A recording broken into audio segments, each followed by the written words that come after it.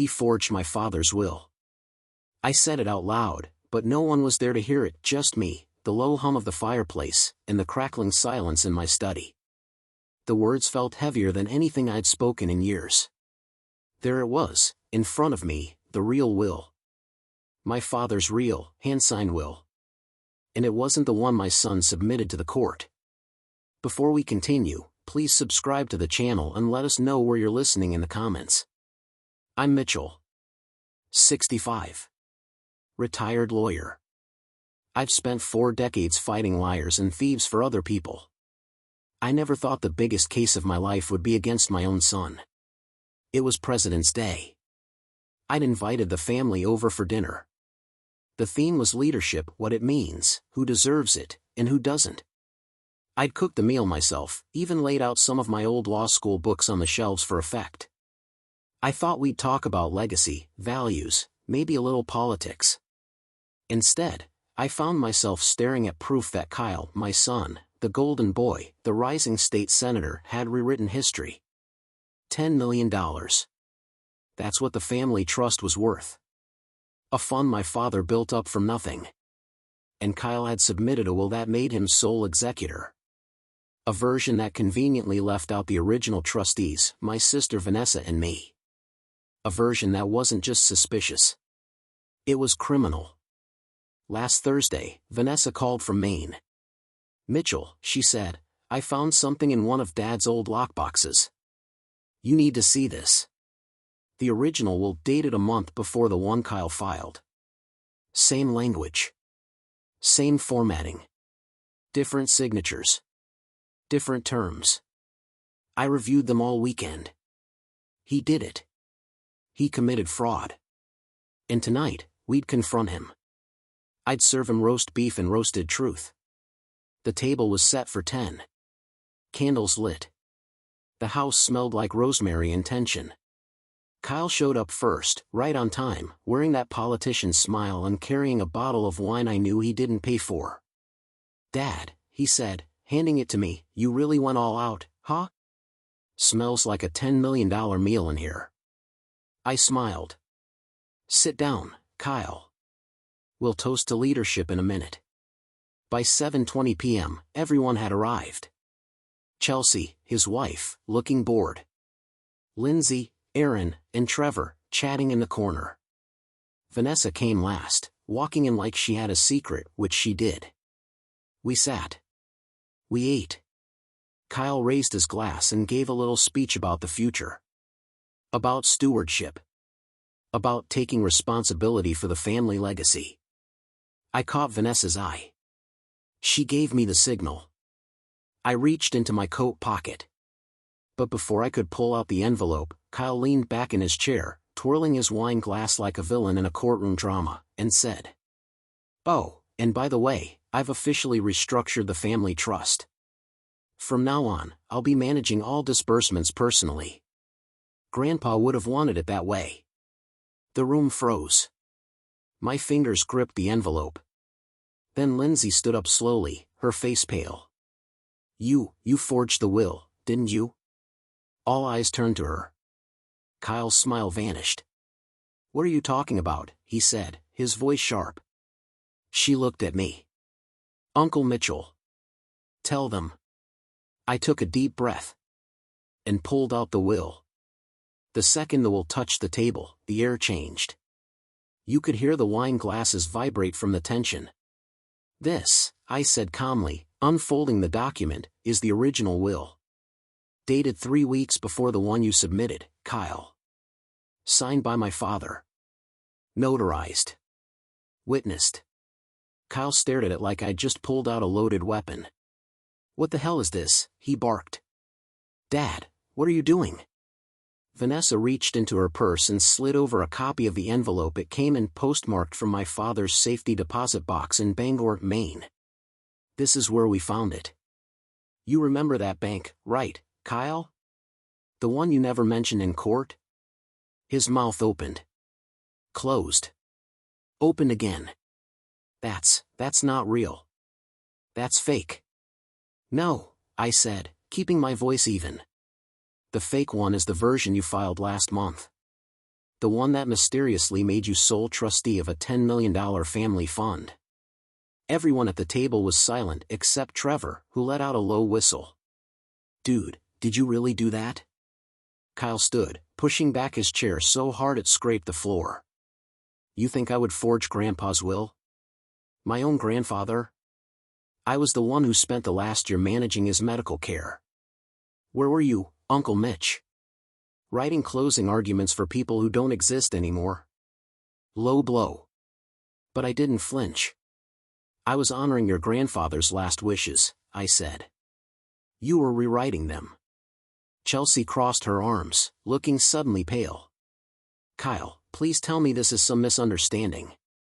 He turned on her. Don't start. Not now. I didn't marry a criminal, Kyle. You married a leader, he snapped. No, Vanessa said quietly. You married a thief. He pointed at her. This is a setup. You all want to take what's mine. I stood, slowly. It was never yours, son. It was the family's. You were trusted to manage it alongside me and your aunt. That's what leadership means. Not ownership. Not power. But service. Kyle's eyes burned into mine. You don't get to talk about service. You retired. You walked away. I stepped up. I did what had to be done. By breaking the law? He opened his mouth to answer, then closed it. He looked around the table and realized, maybe for the first time, that no one was in his corner. Even Erin had set her fork down. Trevor shook his head. Man.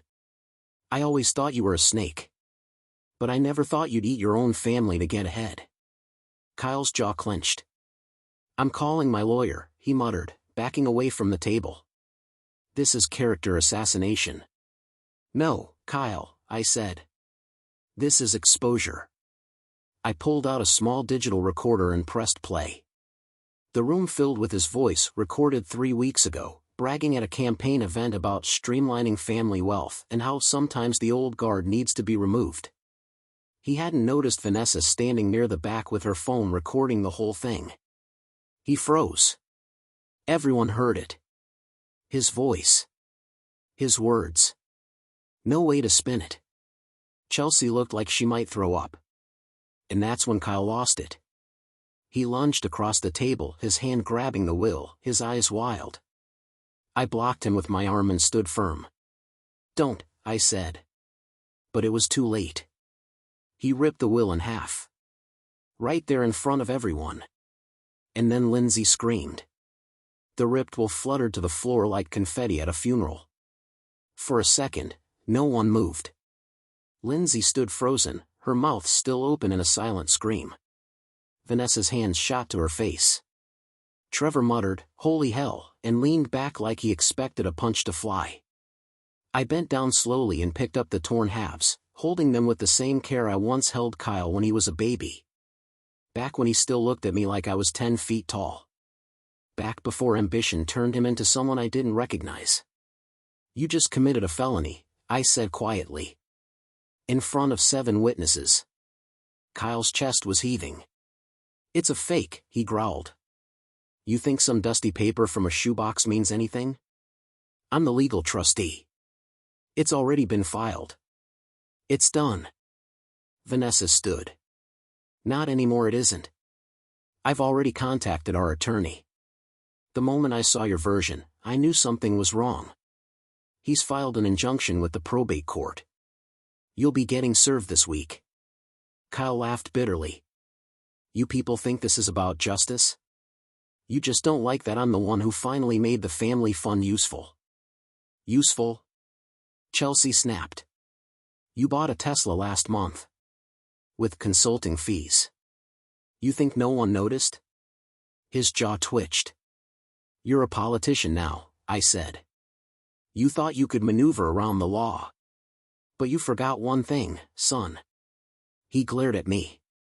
What? I'm the law. A tense silence. Then the front door creaked. Everyone turned. Erin was walking away, shoulders tight, face blank. "Erin, wait," Lindsay called after her. She didn't turn around. "I can't watch this," she said, and stepped out into the cold February night, slamming the door behind her. Kyle took a breath like he was about to launch into a full speech, then saw Chelsea glaring at him, tears welling in her eyes. "You said you were protecting the family," she said. "You were protecting yourself." "I was building something for us," he said, voice lowering, like that made it noble. "Don't act like you didn't know what was going on." Chelsea took a step back. "I didn't marry a criminal, Kyle. I married a leader." He looked at her for a long moment. Then muttered, "Guess that was your mistake." With that, he turned, snatched his coat off the chair, and stormed out. Silence again. Vanessa slowly picked up her wine glass. "Well," she said, "Happy President's Day." Lindsay sat down, hands trembling. "What happens now?" I stared at the torn wool in my hands. "Now?" I said.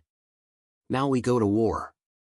Later that night, after everyone had left, I sat alone at the dining table, lights low, roast untouched. The house was quiet again. But it wasn't peace. It was the quiet before a verdict. I took the two halves of the will and laid them flat on the kitchen island. Scotch tape wouldn't fix this, not legally, not symbolically. I needed to show the court what Kyle really was. And I had a plan. Vanessa texted me, "He's going to retaliate. Be ready." I texted back, "I'm counting on it." The next morning, I drove downtown to my old law office. I still had friends there, lawyers who owed me favors, and clerks who still called me Mr. Grant out of habit. My old paralegal, a sharp-as-nails woman named Beth, met me in the lobby.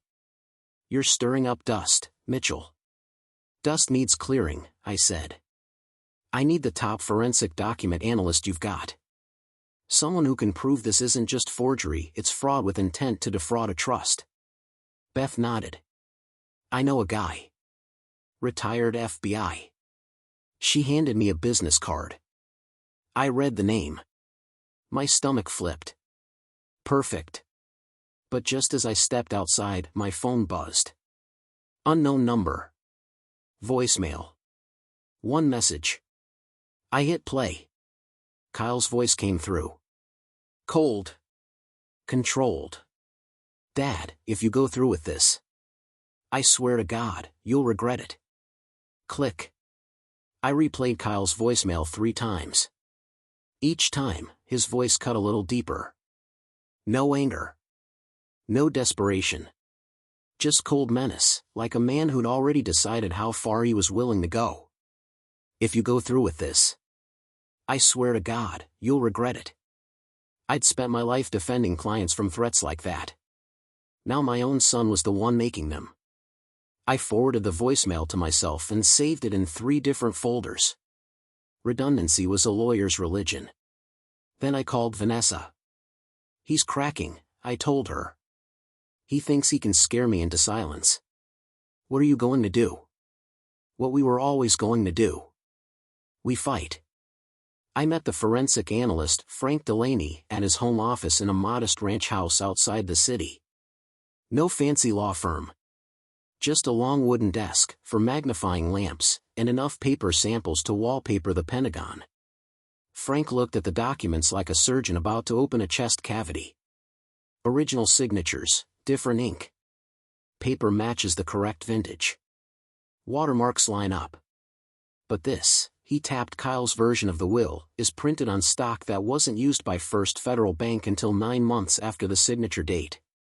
I raised an eyebrow. "And that's enough?" Frank smiled. "It's more than enough."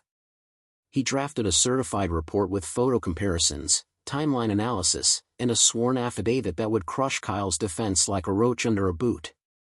I took the report straight to our family attorney, Scott Mendez. "You sure you want to press charges?" he asked me. "This is your son, Mitchell." I looked him dead in the eyes. "This is a crime. He didn't just betray the family. He betrayed my father's legacy. My name. Everything we built." Scott nodded. "Then let's file." By Thursday morning, the injunction was in place. Kyle's access to the family fund was frozen. Court date set. A judge would hear the case in 2 weeks. But Kyle didn't wait. That afternoon, the story broke. Headline: State Senator Kyle Grant accused of will forgery in family trust scandal. It was everywhere. Cable news. Local stations. Twitter. Even a podcast I didn't know existed. Chelsea called me crying. He says you blindsided him. He says you're trying to ruin his career. No, Chelsea, I said. He did that all by himself. Later that night, I found an envelope taped to my front door. No stamp. No address. Inside was a photo me and Vanessa sitting together at a cafe last weekend. The image was grainy, but clear enough. On the back, in block letters. You think this is about money? It's about power. There was no signature. But I didn't need one. He wanted me to know he was watching. He wanted me to flinch. Instead, I turned on every light in the house and poured myself a drink. Let him watch. Let him see what a real leader looks like when he's backed into a corner. The next morning, I met Lindsay for coffee. She looked exhausted, eyes red from sleepless nights. He's spiraling, she said. He's calling everyone, trying to spin it as a political smear campaign. Blaming you. Blaming Vanessa. Even blaming Grandpa. He can't blame the dead forever, I said. I think he's planning something, Uncle Mitch. Something big. I sipped my coffee and nodded. Let him plan. Back home, I opened the safe in my closet and pulled out the one file I'd never planned to use. Inside was a backup copy of my father's personal journal. Pages filled with his thoughts on leadership, family, and most importantly, his intentions for the trust. He'd written it all down. In his own words. But as I flipped through the pages, I noticed something I hadn't before. A note, scribbled in the margin. Dated just 3 days before he died. If Kyle ever tries to take it all for himself, show them the letter in the back of the ledger. The ledger. I hadn't seen it in years. But I knew exactly where it was. In the attic. In the locked trunk. I grabbed the keys. And then the power went out. The lights went out with a sharp click. No warning. Just sudden darkness. The kind that feels heavy, like something pressing down on your chest. I stood in the hallway, holding the trunk key, frozen in place. Outside, the wind had picked up, sharp gusts slicing through the February evening like razors. But it wasn't the weather that made the hairs on my neck stand up. It was the silence. My house is old. Built in 1919. Every floorboard creaks when you breathe too hard. But right now, it was too quiet. I walked to the breaker panel in the garage, flashlight in hand. Flipped every switch. Nothing. The neighborhood wasn't out, my neighbor's porch lights were still glowing across the street. This was personal. Kyle. I went back inside and locked the front door behind me. Then I climbed the attic steps, one hand on the rail, the other gripping my old service flashlight like a weapon. The attic hadn't changed since my wife passed. Dusty boxes. Old Christmas ornaments. A crib we'd never thrown away. I found the trunk beneath a pile of army blankets. The key fit perfectly. Inside, my father's ledger. Black leather, heavy, worn. Pages filled with numbers, handwritten notes, names of banks, stock holdings, and, there it was. A sealed envelope tucked into the back cover. It was addressed to me. To Mitchell. If Kyle ever tries to take what doesn't belong to him, show them this. My hands trembled as I opened it. Inside was a 2-page letter in my father's handwriting. It detailed conversations they'd had, Kyle pressuring him to change the terms of the trust. Threats. Manipulation. Even attempts to isolate him from Vanessa and me. He'd refused. And Kyle had gotten angry. Angry enough to fake a new will after he died. This wasn't just evidence. It was a confession. A confession from the grave. And then I heard a noise downstairs. A door closing. Soft. Deliberate. I killed the flashlight. Listened. Another noise. Footsteps. Inside my house.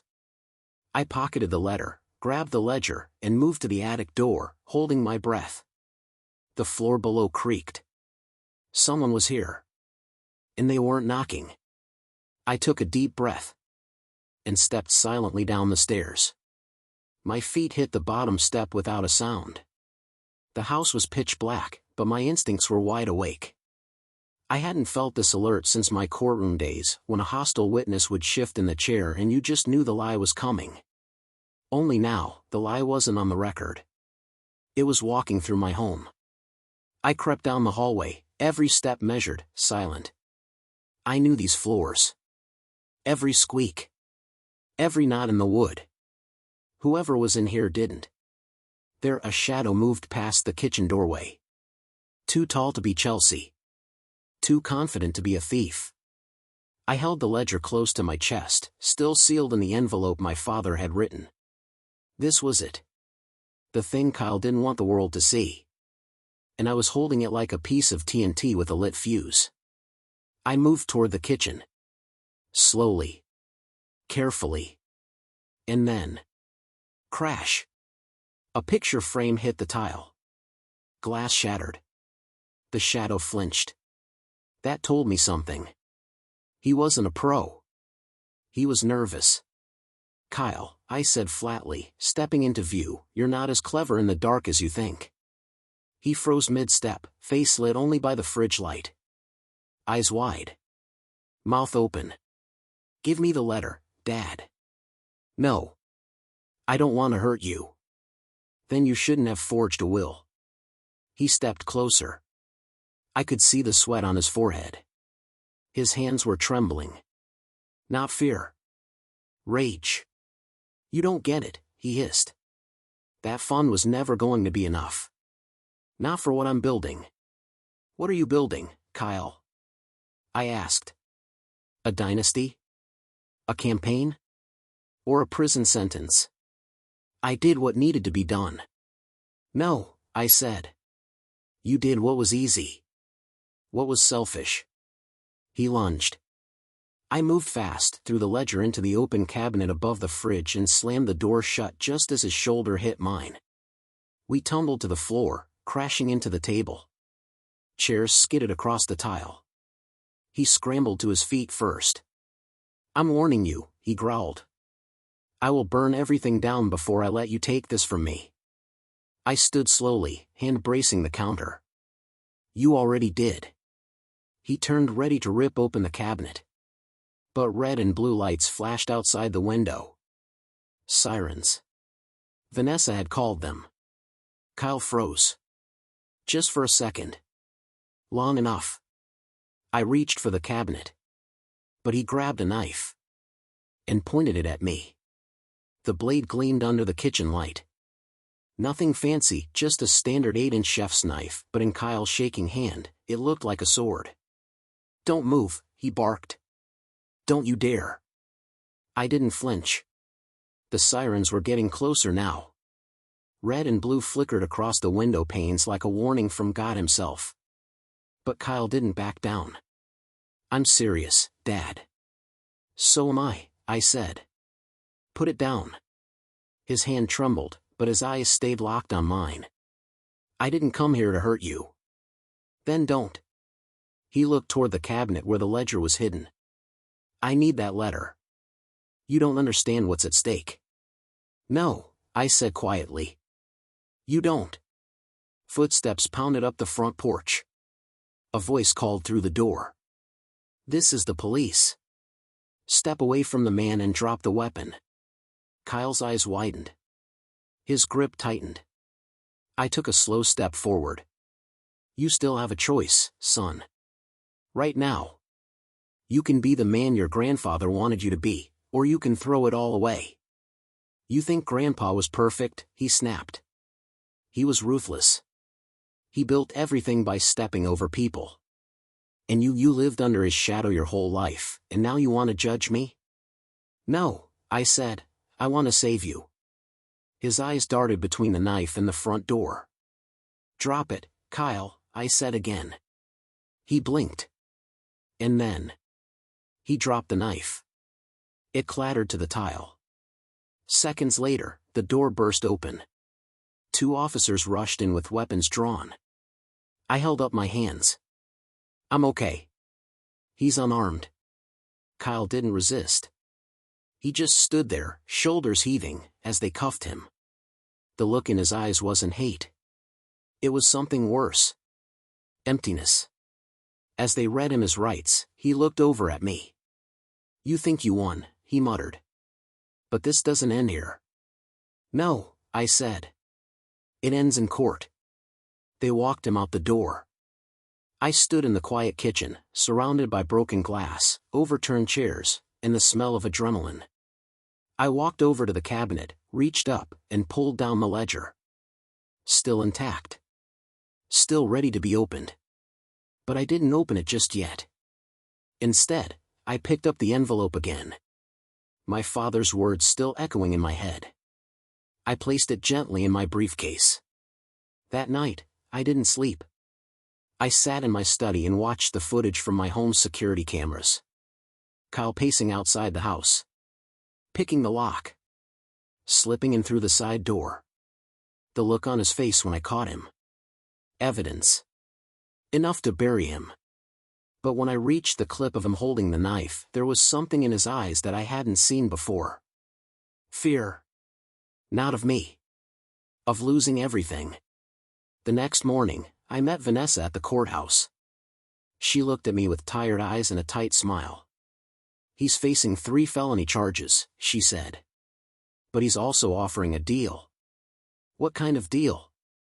Vanessa hesitated. He's willing to confess to everything. If we don't submit the ledger into evidence. He'll confess? I asked slowly, as if repeating it would make it sound less absurd. Vanessa nodded. Scott got the call this morning. Kyle's lawyer says he's willing to sign a full written confession. Admitting to forgery, fraud, misappropriation of trust funds. Everything. I raised an eyebrow. And in return? We don't introduce the ledger in court. Of course. That letter. My father's final warning. The one thing Kyle couldn't spin, couldn't deny. It would destroy not only his case, it'd burn his public image to ash. Once the media saw his grandfather calling him manipulative and dangerous, there'd be no political comeback. No redemption tour. Just disgrace. Why? I said. Why care now? He already lost. Vanessa exhaled. Because he's not worried about the courtroom anymore. He's worried about the world outside it. His career. His donors. The party. The silence between us stretched. He knows the public won't forgive what's in that ledger, she said softly. I looked out the window at the gray Wyoming sky. Neither will I. But I knew what she was really asking. Let him take the fall quietly. Protect the family name. Keep the pain internal. That's what old money families do, right? We bury the mess and call it closure. But Kyle hadn't just embarrassed us. He had weaponized our trust. Turned legacy into leverage. Betrayed everything the Grant family stood for: loyalty, honor, truth. And now he wanted mercy. From the man he tried to destroy. I stood and walked to my father's portrait. Hung there on the courthouse wall for 20 years. He'd been a judge. A hard one. Fair, but never soft. Dad, I whispered, what would you have done? Vanessa broke the silence. Mitchell, if we go public, he'll lose everything. Not just the campaign. His career. His name. I turned slowly. And if we don't, what do we lose? She didn't answer. I opened my briefcase. Pulled out the envelope. My father's handwriting still bold after all these years. The last truth he ever gave me. I held it over the table. And then I heard the door open behind us. Footsteps. I turned. Chelsea. Her eyes were red, like she hadn't slept in days. She looked at me, then at the envelope in my hand. "Don't destroy it," she said quietly. "You need to read what's in that ledger. All of it. There's more you don't know." I narrowed my eyes. "What do you mean?"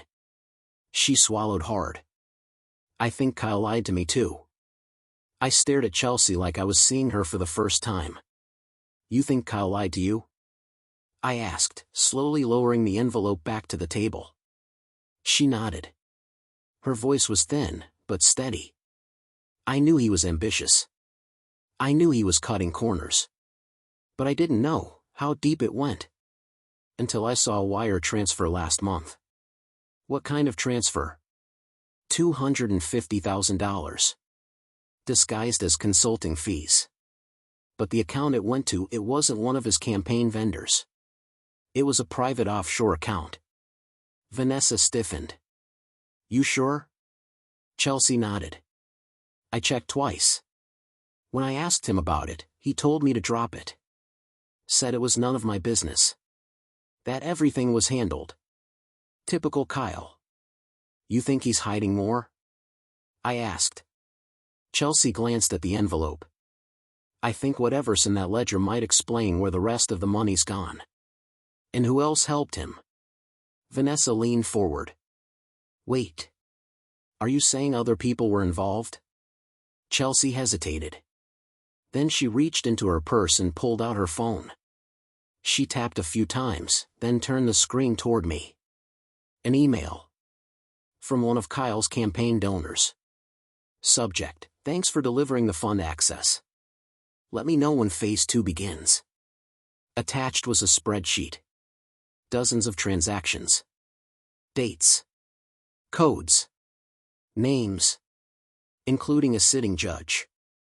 My stomach turned. This wasn't just about family money anymore. This was a conspiracy. Chelsea's hands trembled as she locked her phone. I was going to burn it. Pretend I didn't know. But then I thought about our daughter.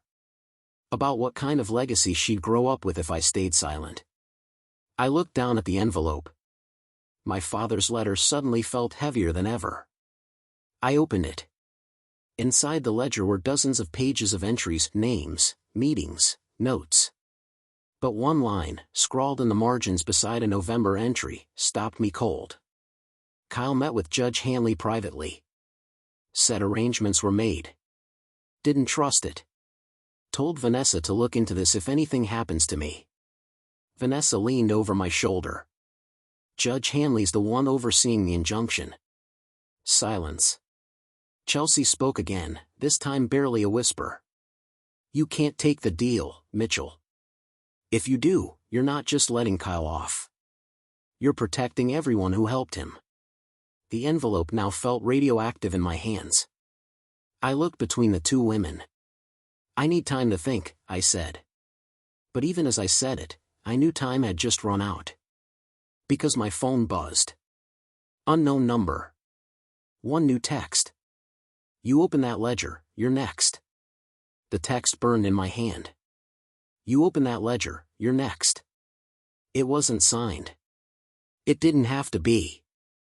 This was bigger than Kyle. Bigger than the family fund. This was an operation, a machine built on corruption, fueled by ambition, protected by shadows. And now that machine had turned its attention to me. I showed the message to Vanessa and Chelsea. Vanessa didn't even blink. "Let them come. We're not backing down." Chelsea hesitated, but then nodded. "They've already destroyed too much." I looked down at the ledger. Pages of truth. Pages people were willing to kill for. "This," I said quietly, "isn't just evidence. It's a blueprint. Every person Kyle worked with. Every deal. Every payoff. This ledger is a map straight to the rot. And maps make people nervous." I spent the next hour scanning the entire document, page by page. I backed it up on 2 encrypted drives. One went into my safe. The other? I mailed it to a trusted colleague, retired federal prosecutor Trevor Miles. I hadn't spoken to him in years, but if anything happened to me, he'd know what to do. At midnight, I sat in my study alone. The house was quiet again. Too quiet. And then the back door creaked. Not slammed. Not knocked. Just creaked. I grabbed the fireplace poker and moved slowly toward the kitchen. My heart beat hard, but my hands were steady. I've stared down murderers in court. I wasn't about to let cowards in the dark rattle me. The kitchen was empty. But the door was ajar. I stepped outside. No one in sight. Then I saw it. A bullet. One round. Placed neatly on my patio table. Message received. I brought it inside, placed it next to the ledger, and took a photo. Sent it to Scott Mendez with the message, add intimidation to the list. They're escalating. He replied 2 minutes later, then so should we. The next morning, Vanessa and I walked into the courthouse. We bypassed the offer. No plea deal. No silence. We were going public with everything. Chelsea released the email from Kyle's donor. I submitted the forensic report and the original will. Vanessa filed a motion to recuse Judge Hanley, citing conflict of interest, with the ledger as supporting evidence. And then? We scheduled a press conference. All of it was going to come to light. But just before we stepped onto the courthouse steps, Scott came running toward us, his face pale. I just got off the phone with the district clerk, he said breathlessly. What is it? I asked. The evidence room was broken into last night. The original will? The ledger? He swallowed. They're gone. Gone. The word echoed in my mind like a gunshot in a canyon. The ledger. The will. The hard evidence. Vanished from the courthouse vault like they were never there. I stood there on the courthouse steps, my fingers curling into fists. How? I asked Scott. How does something that important just disappear? He shook his head, eyes wide. They bypassed the alarm system. No signs of forced entry. This was inside help. Judge Hanley. Of course. Vanessa swore under her breath. They're erasing the trail, Mitch. One document at a time. Chelsea looked like she was going to be sick. What now? They'll call us crazy. Say we made it all up. Not on my watch. I took a breath. We go forward. We don't stop. That press conference is happening with or without the ledger. They'll discredit us, Scott said. Then we give them something they can't erase. We walked into that press conference like we were marching into a courtroom. Microphones clicked on. Reporters raised cameras. I stepped up to the podium. My name is Mitchell Grant, I began. I'm a retired attorney. A father. And a witness to a crime that didn't just target my family, it targeted truth itself. I laid out everything, the forged will, the fund fraud, the forensic evidence, the recorded voicemail, the bribe emails. I didn't mention the bullet. That was personal. But I did say this. They tried to silence us. To erase the truth. But I still have my voice. And I won't stop speaking. Vanessa followed me. Then Chelsea. One by one, we told our story. And when the cameras shut off, something strange happened. People listened. An independent reporter asked for copies of the evidence. A whistleblower hotline rang 5 times within the hour. An anonymous email came in that night from someone claiming to work in the judge's office. Subject line, Hanley's been covering for Kyle for months. Attached was a scanned memo. It was a court order dated 3 weeks ago sealing access to Kyle's financial audit. Signed by Hanley. Suppressed. Hidden. But now, exposed. I forwarded it to the district attorney and backed it up in 5 separate cloud drives. Vanessa did the same. The tide was shifting. But victory never comes without pushback. That night, as I returned home, I found my living room ransacked. Drawers pulled out. Pictures smashed. My safe? Open. But they missed something. The encrypted USB I mailed to Trevor Miles? Still safe in his hands. He called me after midnight. "Mitchell," he said, "you were right to send this. I've looked through the ledger backup. And I found something you didn't mention." "What?" He paused. "Your name's in it." "My name's in it?" I said it out loud, even though Trevor had already confirmed it. My voice sounded hollow. "Yes," he said. "One entry. Late in the ledger. Dated 2 years before your father passed. It says, Mitchell approved the transfer to Shell account XN48. Asked no questions." I gripped the edge of my desk. "That's not possible. I never signed anything like that." Trevor was quiet for a beat. "It's written in your father's hand. And there's a copy of the transfer order attached. It has your signature." My mind reeled. A fog of memory, half buried under years of court battles and paperwork. "I need a copy," I said. "You'll have it in 10 minutes. When the email came through, I opened the scan page. And there it was. My name. My signature. But I didn't recognize it. Forgery? Or had I signed something blindly? Trusted my father without reading every detail? Vanessa called seconds later. "I saw it. Don't panic. Easy for you to say. My name's attached to a fraudulent transfer. But your intentions weren't," she said. "You've lived by the law your entire life. You think this changes that?" I looked at the screen again. Shell account XN48. The same one Chelsea mentioned last week. Kyle hadn't just stolen the fund, he'd used my old signature as a shield. He'd tied me into the crime without me ever knowing. "They'll use this against me," I said. "Yes," Vanessa admitted. "But not if we get ahead of it." "How?" She took a breath. "We go public again. You admit it. You say you trusted your father. You were misled. You never authorized misuse. The only way through this is full transparency."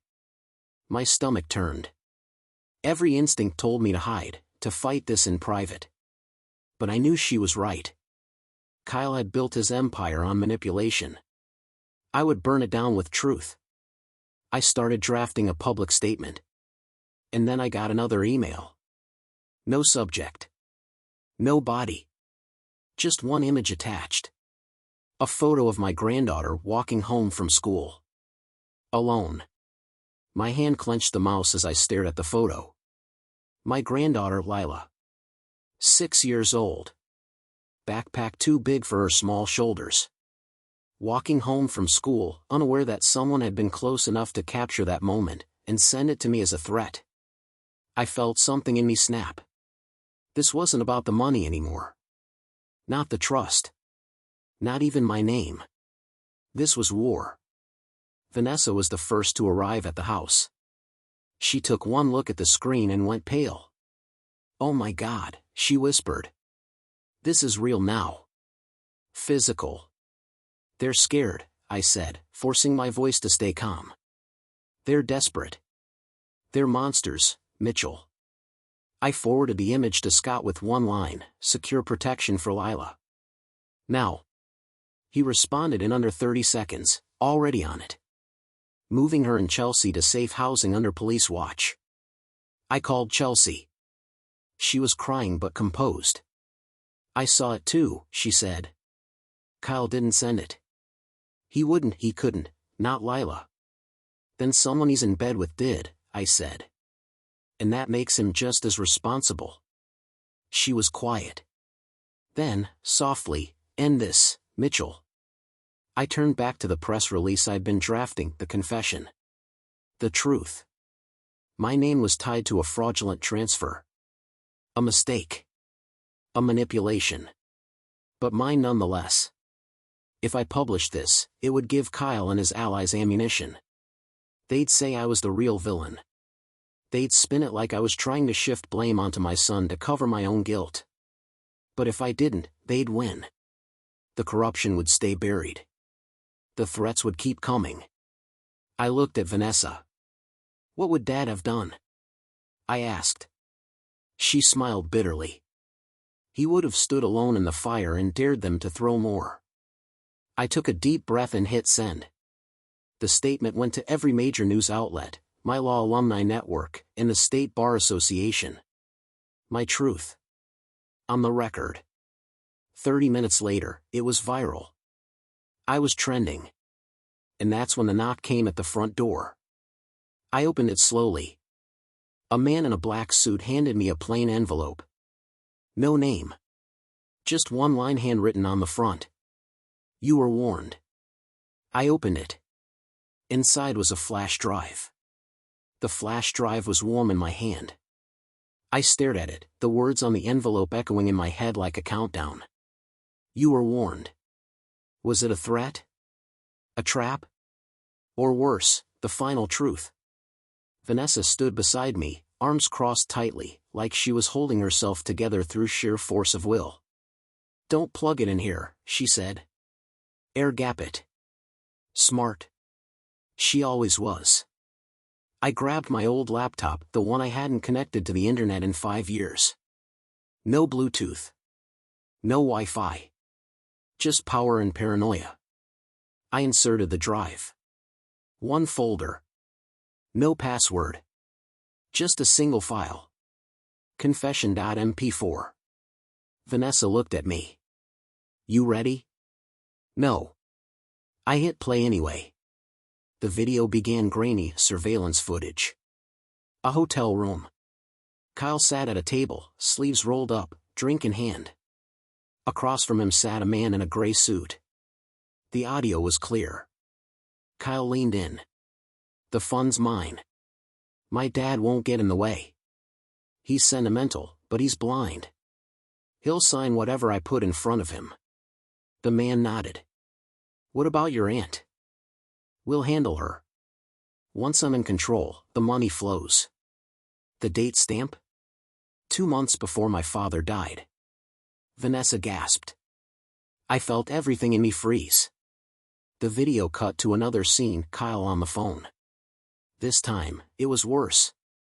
I forged the damn thing. Who cares? Grandpa was barely conscious when he signed the last document. Mitchell doesn't have the stomach to fight me. He laughed. Cold. Confident. I built this image. Clean. Electable. And I'll bury anyone who tries to rip it down, including my own blood.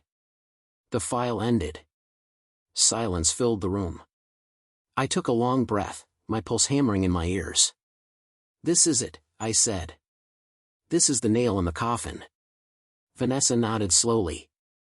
We leak it. Tonight. We copied the file 3 times. Send it to our attorney, our press contact, and Trevor Miles. By dawn, the world would know who Kyle really was. But then, a second folder appeared on the drive. It hadn't been there before. I clicked it open. One file. A scan of a document. Last will and testament, James Grant, unfiled revision. Vanessa leaned over my shoulder. Her breath caught. Mitchell, this one names Kyle as sole heir. It's dated 2 weeks before Dad died. I stared at the screen. And the signature looked real. I stared at the screen, heart pounding in my chest. Last will and testament, James Grant, unfiled revision. Vanessa leaned closer.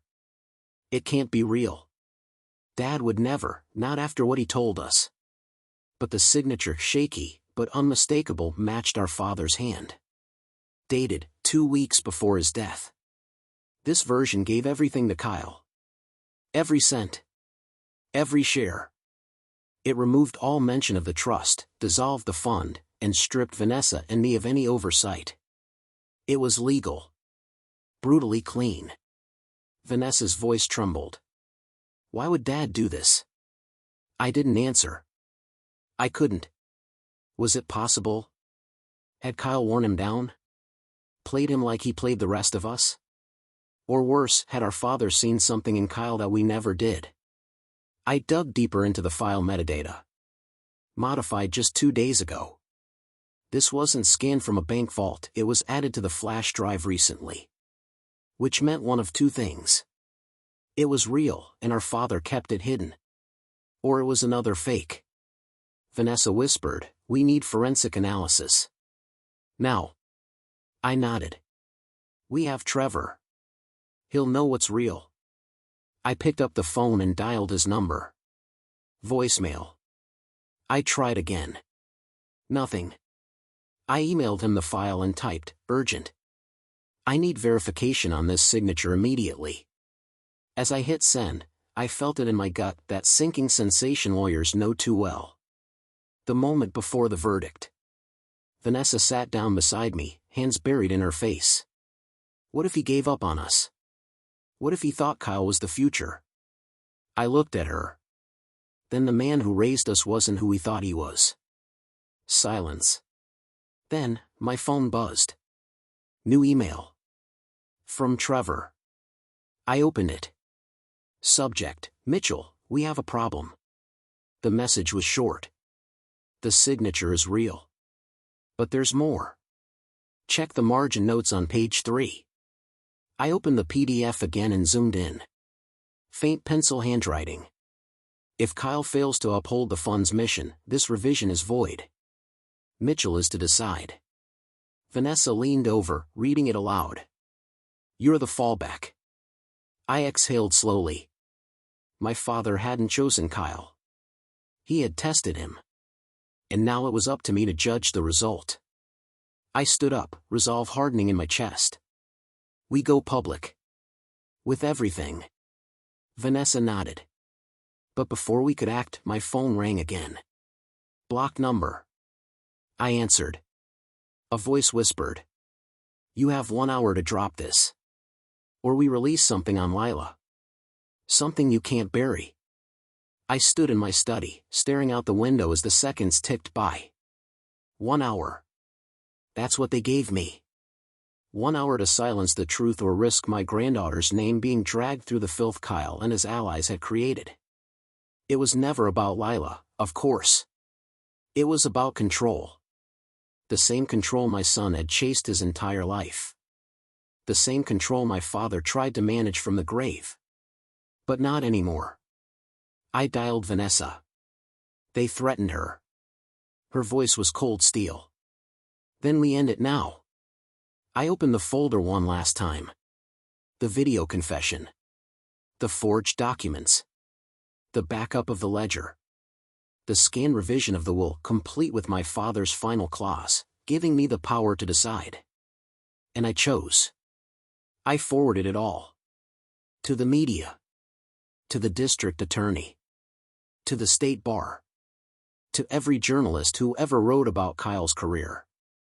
And finally, I posted it on my personal website. My son's empire, built on lies. By the time the hour ended, it was everywhere. The backlash was swift. Judge Hanley resigned within 24 hours. The campaign donors went silent. Kyle's office released a vague denial, but it collapsed under the weight of the footage, the forensic signatures, the bribe trails. They couldn't spin it. They couldn't bury it. And they couldn't threaten me anymore. Because I'd already lost too much to care. Chelsea and Lila were placed under permanent protection. Vanessa stood by my side as I gave interviews, testified, and reopened the trust under court supervision. We rebuilt it. Brick by brick. This time, in the light. I wish I could tell you Kyle came to his senses. That he apologized. But people like Kyle don't change when they lose. They change when they're exposed. He's facing multiple charges now: fraud, conspiracy, evidence tampering. His political career is over. His legacy, shattered. As for me, I walk into every room with my head high. Not because I won. But because I didn't break. Leadership isn't about inheritance. It's about responsibility. And I finally lived up to mine. If you like this story, please like this video. Subscribe to the channel and share your impressions of this story in the comments. To listen to the next story, click on the box on the right.